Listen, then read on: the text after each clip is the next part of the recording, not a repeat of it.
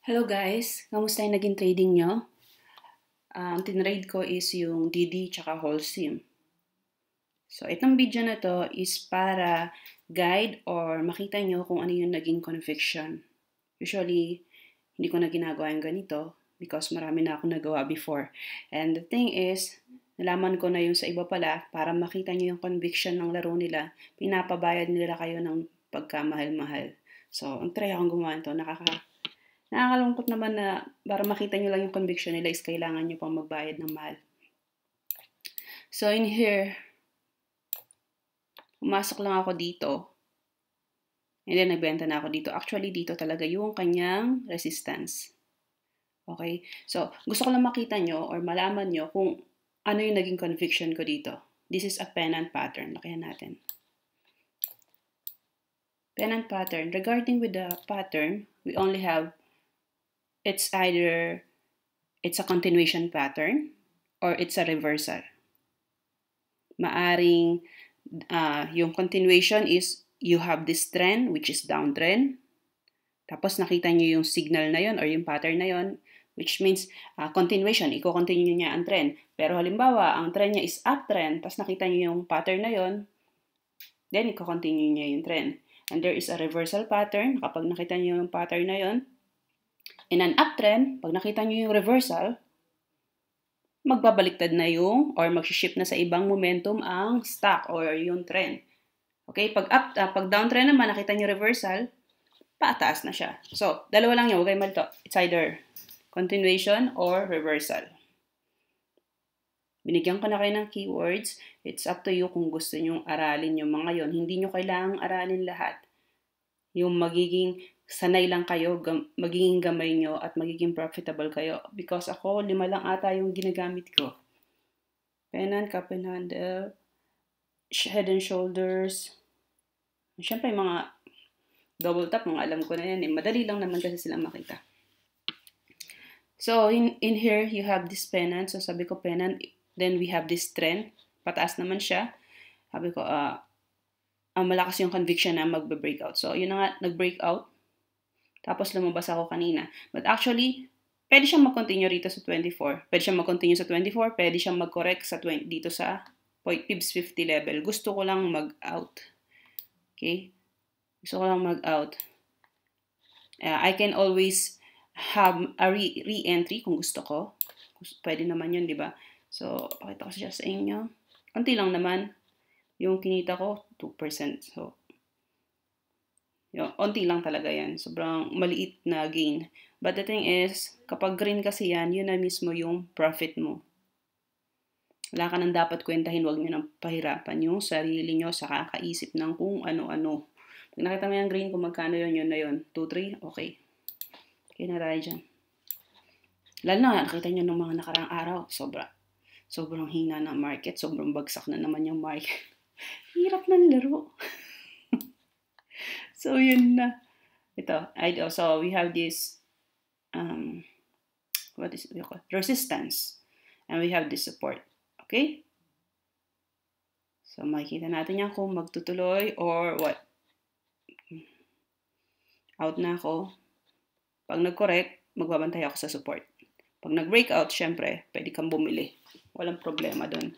With Holcim, congrats sa lahat ng nag-gain. Nag-gain din ako rito. In here, we have this AB equals CD pattern. If you know the harmonics, nasa Trader's Empire book naman yon. Malinaw kung tinuro yun doon. Tagalog na siya. Taglish. In here, you have this two resistance. It's either 127 or 161.8. But, if ever you have this low average, huwag kayong mag-worry sa mga pattern. You only have trail stops. Guide kung kailan kayo lalabas. It's either mag-trail stop ka o kung magpa-profit take ka, wala namang umaawat sa'yo. Pwede. It's up to you. It's your port. It's your own decision. Just follow your plan. Okay? Whatever it is. And here, I just want to exit sa Pips 127, but meron pa siyang bullish bias until here. Okay? Kung nakasakay kayo sa 920, good for you. Pero nakakatakot nung nakaraan, diretso yan, bagsak ko. Pero, nag-hold pa rin siya. Diba? Hold pa rin yan. Kung titignan niyo mabuti, yung thesis ko ng Wilcon, wala pa siyang 10 piso, andyan yan sa YouTube channel ko, makikita nyo or hindi nyo kailangang magkanda hirap-hirap sa pag-aaral dahil binigay ko na yung isang system doon kung paano kayo maglalaro, kung paano kayo kikita at kailangan nyo sundin yung system na yon.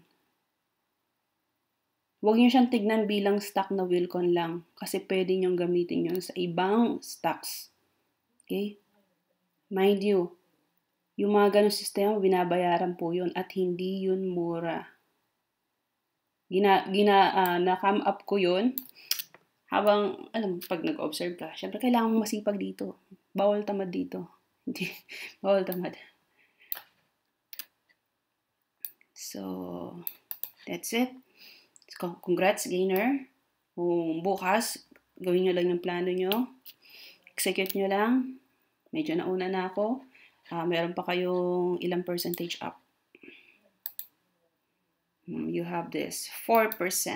Meron kayong 4. So, hanggang doon yung nyo. Sa mga nakalabas na, congrats. Walang dapat ipagsisi kung gain naman kayo. Okay. But that's just me. Sabi ko nga dun sa libro, it's either Fibs 127 yung resistance or 161.8. We have a strong close with Holcim. Yung mga nakarang araw dyan, binabantayan ko to lagi. Si Mandarin ang pabebe rito eh. Walang tigil sa kakabato, sa kakasil. Ayaw makisama. So, nagtuloy-tuloy siya ngayon, ang lakas niya. Congrats. That's Holcim.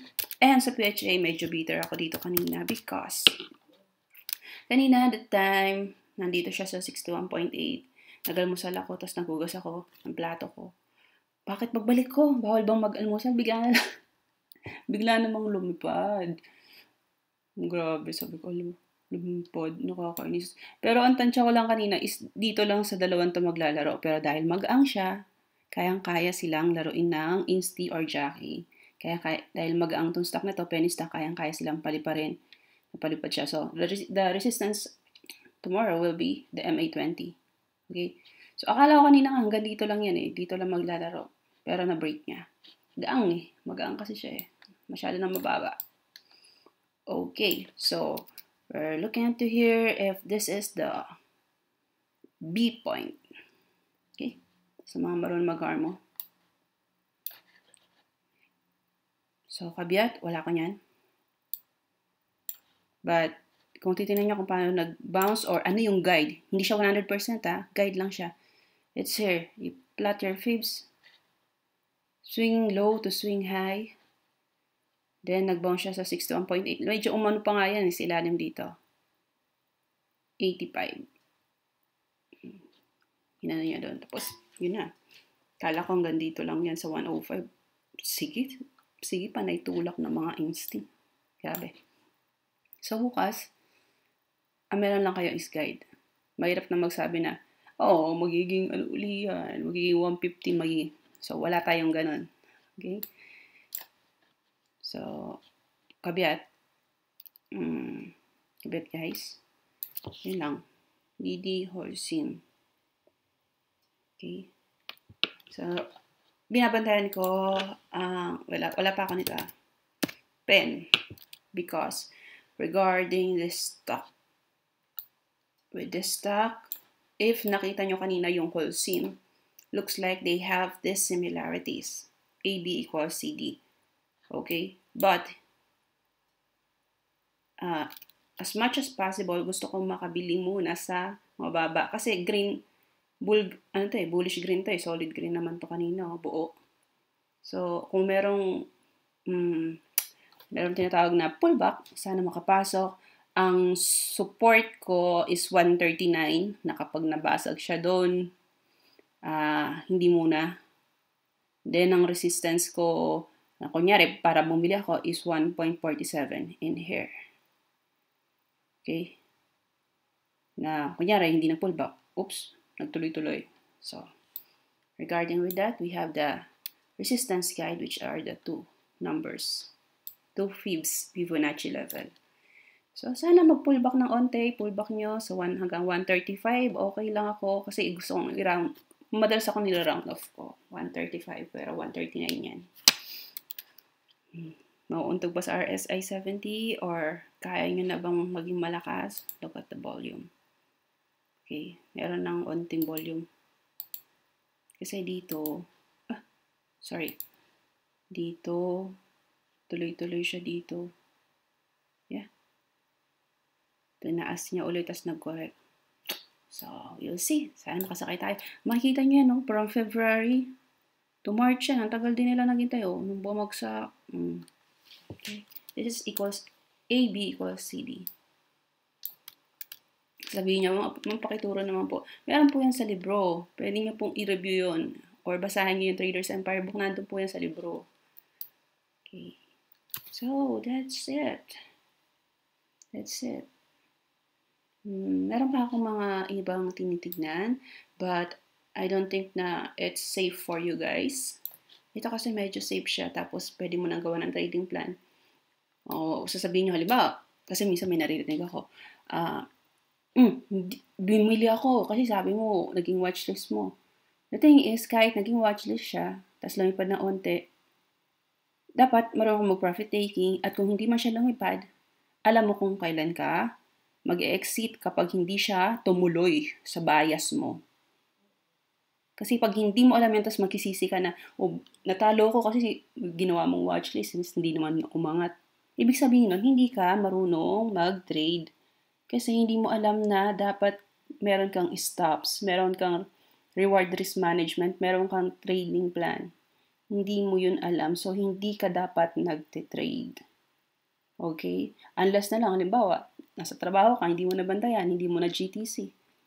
Medyo lusot tayo dyan. Meron kang lusot dun. Okay? So, dapat, pag ano na, magsisisi ka, or hindi pala natuloy yung bias, tapos iiyak ka, ibig sabihin nun, hindi ka pa handang mag-trade. Yan lang yun. So, that's it muna, kasi masyado na namang mahaba. Sana guys, may natutunan kayo. And, kung may mga tamang question, or ano yan. Kasi I think na maliwanag naman yung pali-explain ko. Kung may ibang magulo, sige, tignan ko sa comments. Thank you guys and have a good day. Bye!